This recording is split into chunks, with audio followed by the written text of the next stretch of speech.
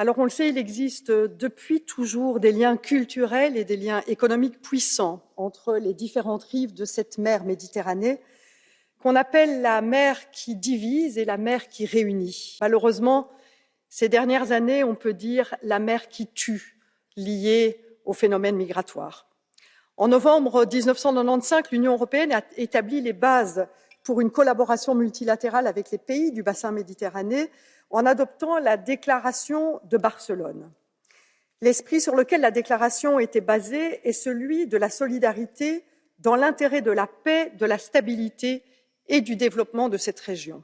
Plus de 25 ans plus tard, l'idée d'un partenariat fort entre l'Union européenne et les pays voisins de la Méditerranée demeure plus que jamais une priorité.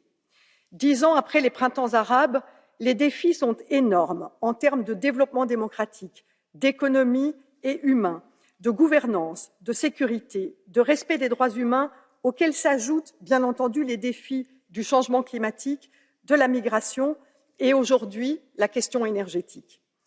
C'est dans ce contexte que le nouveau partenariat pour la Méditerranée avec le Maroc, l'Algérie, la Tunisie, la Libye, l'Égypte, le Liban, Israël, la Palestine, la Jordanie et la Syrie s'impose à nous, avec sans doute des relations particulières avec les uns et les autres, parce que ces pays, tout en se ressemblant, ne se ressemblent pas tout à fait.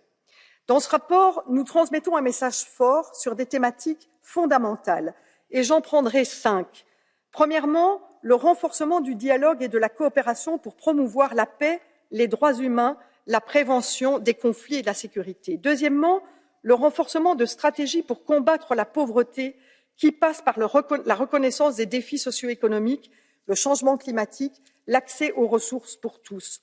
Troisièmement, la promotion d'une politique migratoire qui soit basée sur le respect des droits humains, en ce compris le principe de non-refoulement, orienté prioritairement vers les causes mêmes de ces questions migratoires. Quatrièmement, la promotion de la protection de l'environnement et le soutien des populations directement concernées par ces changements.